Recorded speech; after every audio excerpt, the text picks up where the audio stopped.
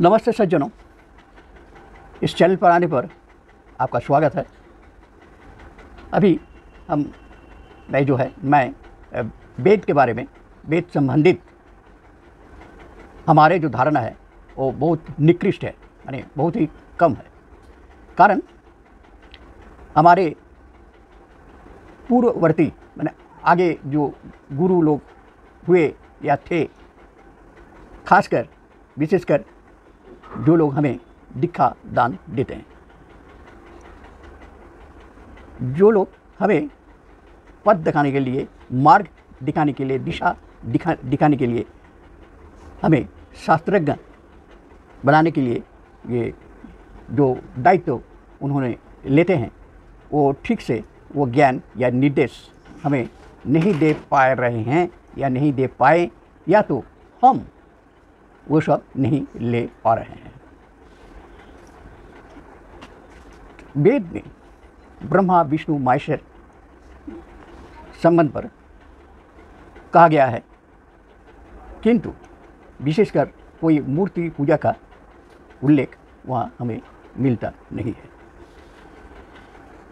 मूर्ति हम ही लोग बनाए हैं हमारी इच्छानुसार, उपासना के सुविधा के लिए।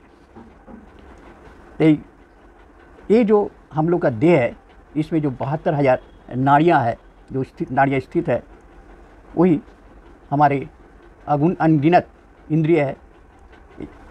और इससे ये 72,000 नाड़ी और अनगिनत जो इंद्रिय है, उससे ही हम प्रभावित होते हैं। और हम लोग का जो कुछ भी अनुभूति, उपलब्धि, भोग, योग, विरह या वैराग्य, सब कुछ हमारे देह एवं मन में संचरणशील है। ये चलते रहता है, रमते रहता है।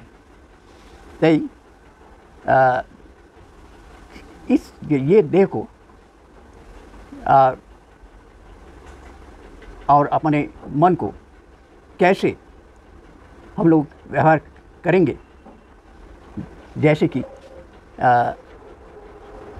हम लोग व्यक्तिगत रूप से या समष्टिगत रूप से सुस्त, स्वाभाविक, कर्मक्षम, वो समाज कल्याण करते करते चले या इसको आगे बढ़ाते चलें, इसको ठीक से रखते चले। यही ध्यान धारणा, इस ध्यान धारणा ही वेद में उल्लेख किया गया है। हम लोग भ्रम से ग्रसित होकर ये सब हम लोग समझते नहीं है, या तो समझने की कोशिश नहीं करते हैं। समाज कल्याण का मतलब अपनी गोष्ठी, अपने परिवार और इसका सर्वोत्तर या सर्वतोभावी इसका उन्नयन या उन्नति, यही बात वेद में उल्लेख किया जाए। कैसे हम लोग आगे बढ़ें अपने मर्यादा सहित और ध्यान धारणा सहित। इसमें वर्तमान, वो आगामी काल माने आगे दिन के जो चिंताएं हमारे मन में उठती है, यही किसी के बारे में ही वेद में बोला गया है या उल्लेख किया गया है। बाद में वो एक युग था, वैदिक युग। फिर आस्ते आस्ते इसमें इसका हम लोग का सुविधा के लिए, हमारे सुविधा के लिए हम लोग उसको 4 खंड में बांटे हैं या 4 भाग से बांटे हैं। तो उसी 4 भेद या 4 वेद, 4 भेद या 4 वेद इन माध्यम ही हमारे जो क्रियाकर्म है, या उसको हम अनुसरण या मतलब फॉलो करेंगे तो हमारे काम आएगा। यही बात कि क्रियाकर्म के माध्यम में, इसी के क्रियाकर्म के से द्वारा ही या माध्यम से ही हम अपने को सुरक्षित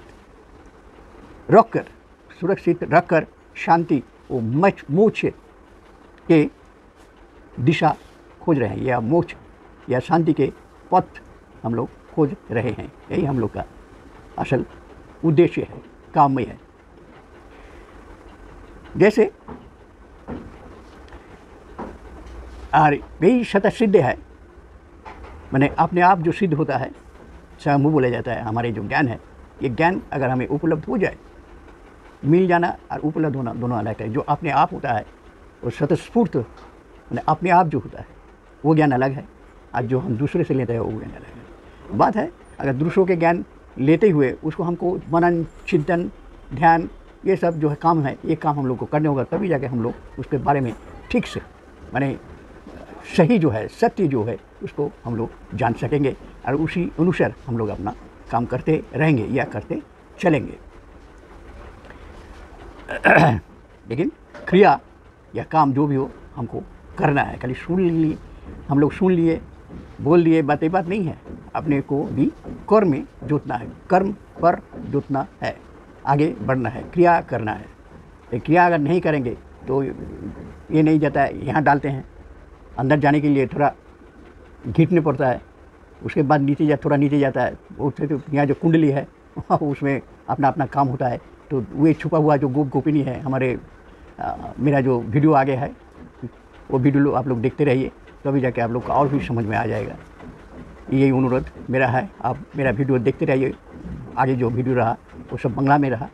आप कोशिश करेंगे आगे चलकर हिंदी, ये थोड़ा बोली में रुकावट आ जाता है, इसलिए आप डरते थे। फिर भी अगर आप लोग का आशीर्वाद रहेगा, मेरा पिता माता या ज्ञानदाता जो भी हो, ईश्वर हो, ये सबका प्रसाद या आशीर्वाद हम पर है। हम सोचते हैं कि हम आगे बढ़कर आपको कुछ समझाने की कोशिश करते रहूँगा। जैसे कि 4 भेद या 4 वेद बोला गया है, तो पहला वेद है ऋग वेद। ऋग का मतलब हो गया मंत्र, मंत्र या अपना दर्शन। जो पहले हम देखे हैं उसी को पहला दर्शन बोला जाता है। वही दर्शन जो है, वही उसी दर्शन जो है, आगे हम बोल देंगे। देखिए किसी के दर्शन से हमारे मन में जो प्रेम भाव पैदा होता है, यही दर्शन है। या उसको देखने के बाद, उसके साथ आलाप परिचय होने के बाद, उसका व्यवहार देख के हम लोग ठीक कर लेते हैं, मतलब ठान लेते हैं कि फलाना ऐसा है, फलाना वैसा है। ये जो सिद्धांत हमें मिलता है, यही है दर्शन, यही है ज्ञान।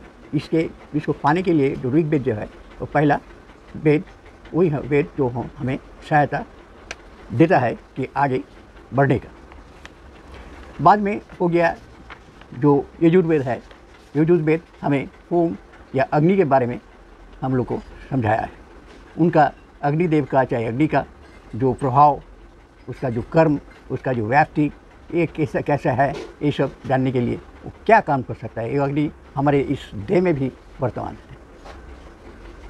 जब तक हम जिएंगे ये अग्नि हमारे वर्तमान रहेगा। ये अग्नि अगर जहाँ ख़त्म हो गया तो हम भी ख़त्म होंगे। इसके लिए कौन हमें पहुँचाता है ये अग्नि?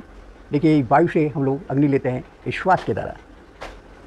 श्वास जब तक है तब तक हम लोग हैं। तो फिर इसके बाद आया ऋग सामवेद आया। जो ऋग वेद के बाद सामवेद आया। सामवेद मतलब गीत गाना। अगर आप खुश रहिएगा, कुछ मिल गया है, कुछ ज्ञान ऋग वेद से हमें जब ज्ञान मिल गया है तो हमें आनंद हुआ। ये आनंद के बारे में जो सामवेद जो है उसे उसमें बताया गया। फिर साम के वेद जो खुशी में है तो क्रिया कर्म भी करना है, इसके लिए यजुर्वेद है। यजुर्वेद में क्रिया कर्म के लिए है। और आगे जो वेद है अथर्ववेद। अथर्ववेद जो है वो अथर्ववेद हमें क्या करता है, हमारे शरीर एवं मानसिक सुस्थता कैसे हम लोग ठीक रहेंगे, हमारे शरीर मजबूत होगा, मानसिक दृढ़ता बढ़ते रहेगा, वर्तमान रहेगा, इसी के बारे में आयुर्वेद में बोला गया है। यही बात है।